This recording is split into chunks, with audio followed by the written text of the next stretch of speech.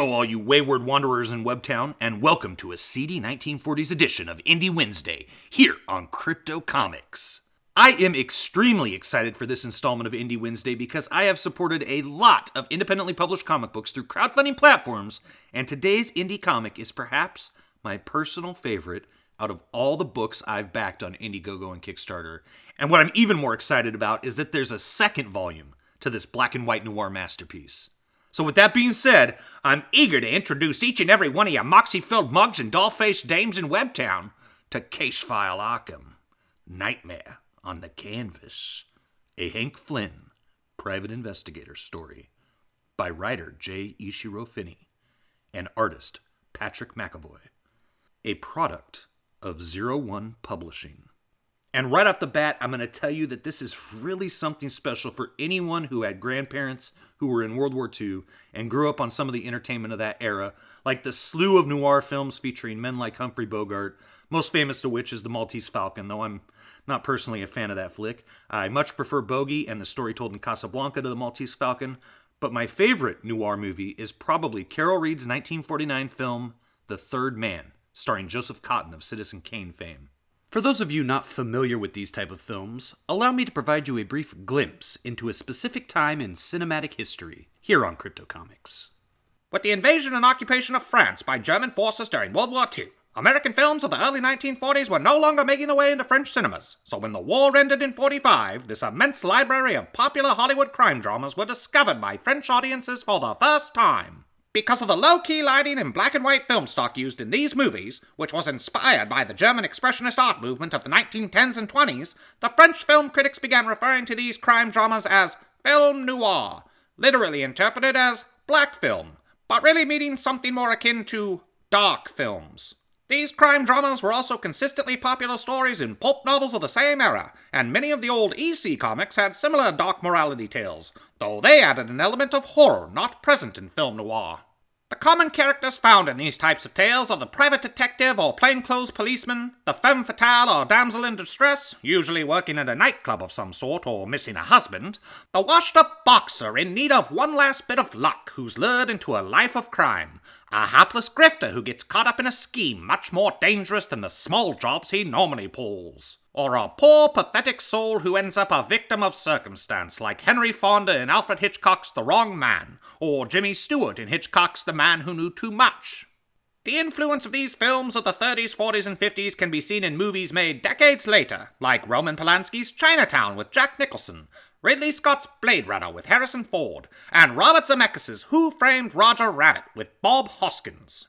With CASEFILE ARKHAM, Nightmare on the Canvas, J. Ishiro Finney and Patrick McEvoy show a clear and deep knowledge of the film noir crime thriller genre and what it is meant to be, portraying post-World War II in a giant metropolis to perfection.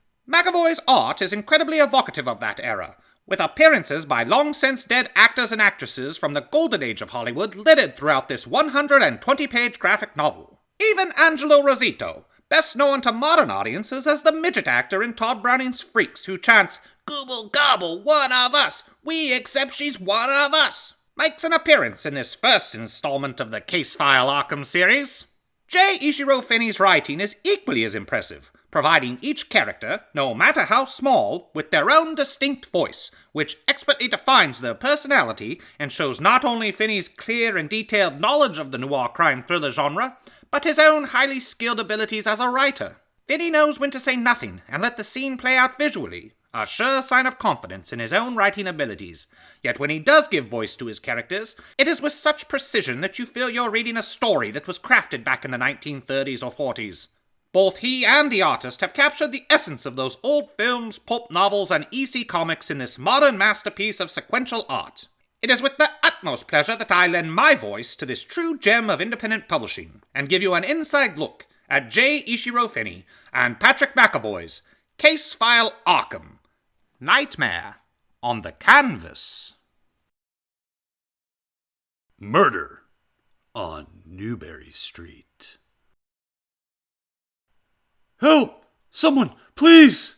Don't look back, Delia. Just keep running.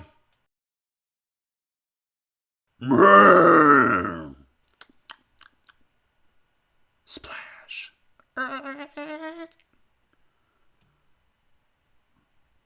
Oh, God.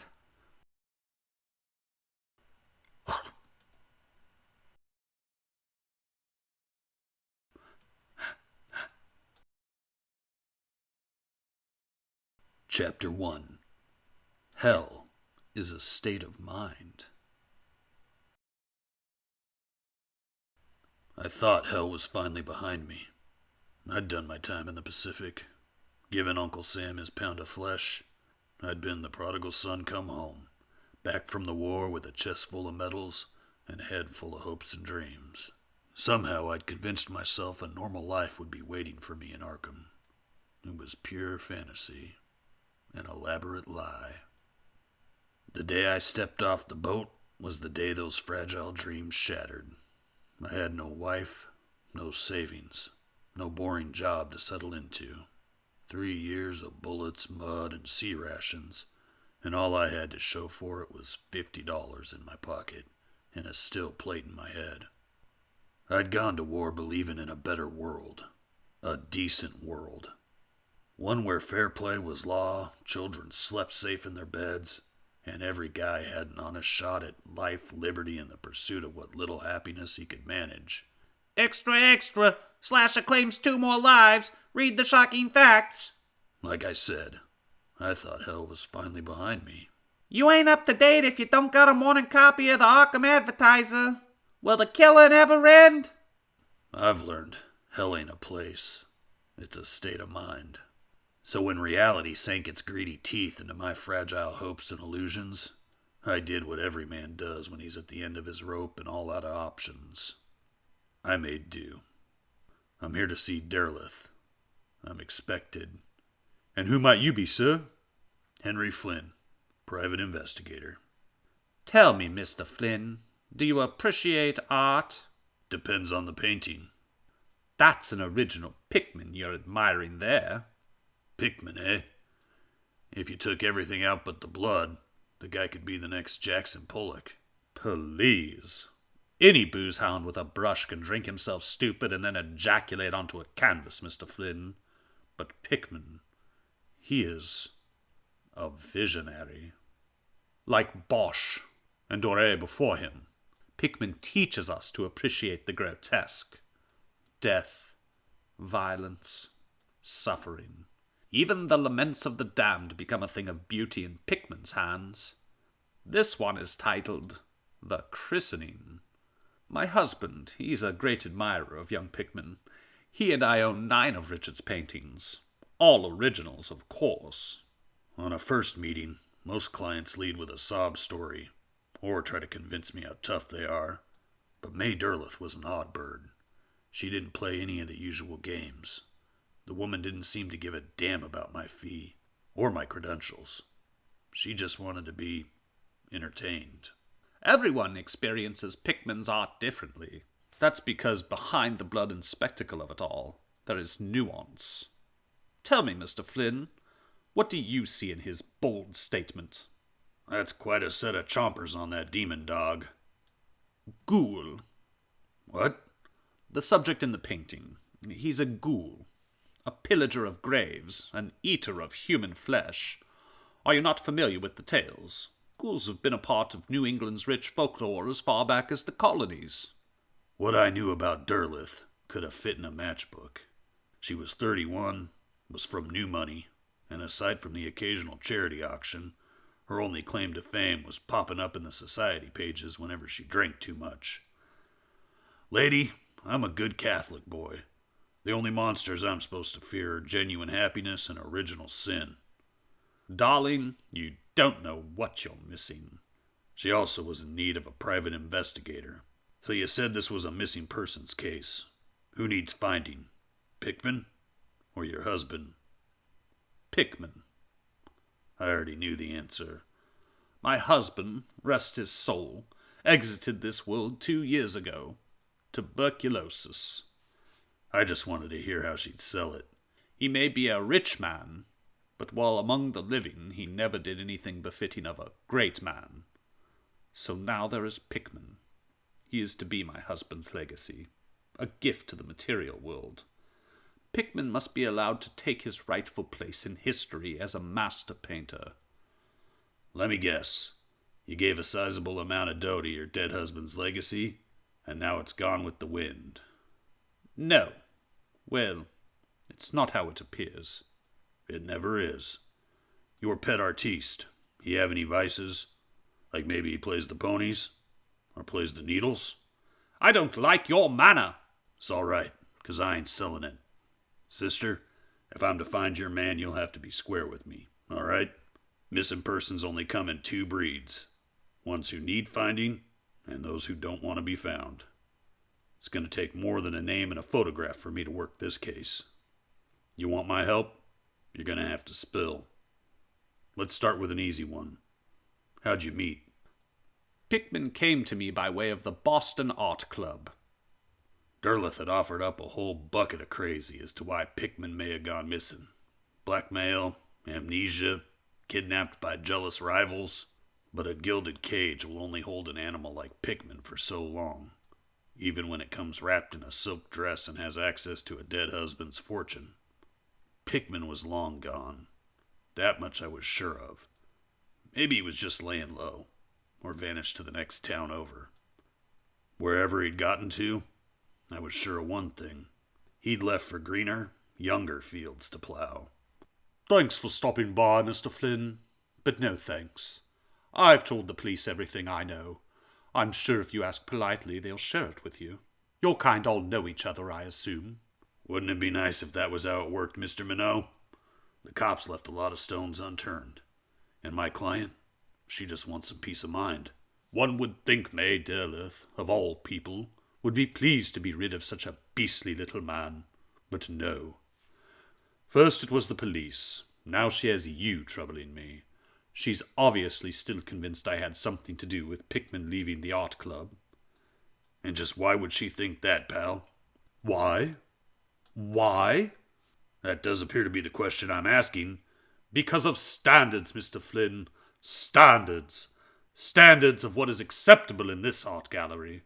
Standards in the quality of men I will associate with. Standards which Richard Upton Pickman refused to honor. Now, if you don't mind, we are preparing for a showing, and I refuse to allow any more of my time to be wasted by May Derleth's flights of fancy.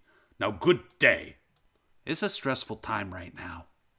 That boss of yours could use a good smack in the mouth. But I got my standards.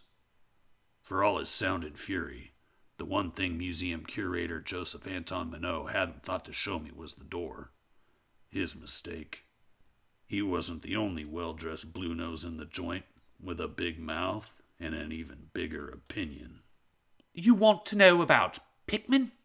Oh, I'll give you the lowdown on Richard. That cat is sick. He's a dirty, low-born hack with a filthy mind and delusions of talent. Sir? Excuse me, sir? May I have a word? Sure. What do you need, pal? It isn't right, the Rector Minot refusing to help. If Richard is in any kind of trouble... From what I can tell, kid, Pickman was trouble. Back inside, every time I mentioned his name, people made like they wanted to vomit. What makes you the exception? Have you ever seen France, sir? Nah, I served in the Pacific Theater. I didn't dodge any kraut bullets. Oh, well, you see, Paris is a fabulous city. It's art, it's culture. Paris isn't so much a city than a living, breathing muse. But the Parisians, well, they can be... Like shaking hands with a bottle of cold piss? That's Pickman. He's difficult. Minot refuses to accept that genius sometimes doesn't come dressed in a suit and act well-mannered.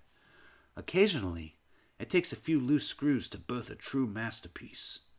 Think of Van Gogh. Or Edvard Munch. Here, if anyone knows where Richard is, it's Thurber. Thanks, buddy. I owe you one. Hey, would you mind telling me one more thing? That fancy museum of yours, is it always wound up tight like that? Or does talking about your friend just have that effect on people? It's a private matter, but Richard Pickman isn't the only artist to have gone missing lately. I took a gander at his rap sheet. Was nothing special. Disorderly conduct, disrupting the peace, Been arrested more than a few times for hitting the pipe. Speaking in my capacity as an officer of the law, this Pickman guy is what we in the Brotherhood call a degenerate piece of shit. What? Yeah, your mate Dilla filed a missing persons 2 weeks ago. We looked into it. Had a nice long talk with the museum director. No, you can't read it. Buddy, it'll cost you a lot more than a bottle of hooch for me to give up confidential witness statements. Well, if he wandered into some trouble, a body will turn up. They always do. You know what, Sinclair? Enjoy that bourbon. It cost me enough. So, Flynn, what do we have to show for a day's work? A rich dame who won't accept what her heart already knows? A two-bit Casanova with a criminal record and paint under his fingernails? And one more phone call to make. Simon Thurber.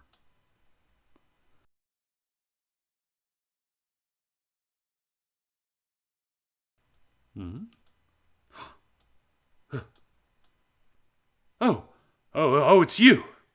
Oh, smile for the camera. Chapter 2. Sharing the World with Slaughtered Pigs. I was on some unnamed rock pile of an island in the Pacific when hell claimed me. We'd stormed a beach.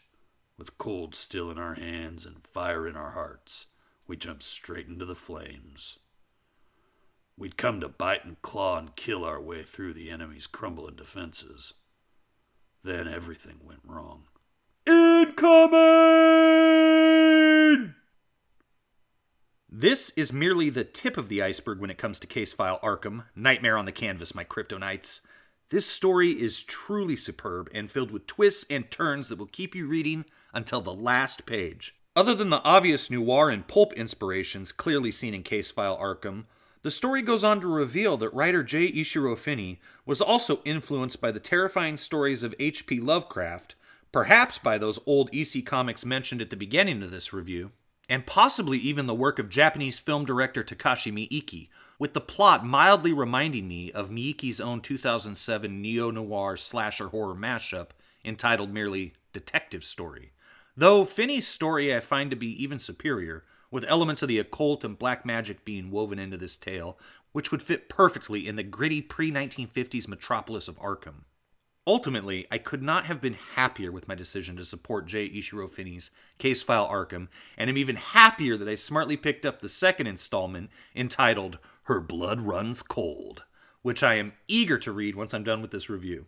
If you'd like a digital or physical copy of both installments of the CASEFILE Arkham graphic novel series, then surf over to 01publishing.com. That's the number 0, the number 1, publishing.com. Nightmare on the Canvas, which we looked at today, is 120 pages, and the next story in the series, Her Blood Runs Cold, is a whopping 140 pages. And here's the most shocking part. Digital copies of these gems are only $8 a piece. Can you believe that? I'm used to paying $5 for a 32-page digital comic, so to get 260 pages of story and art for a measly $16 is really unbelievable. I cannot imagine a better writer to support than Josh Finney, so head over to 01publishing.com and check out the assortment of books and graphic novels he's written for your reading pleasure.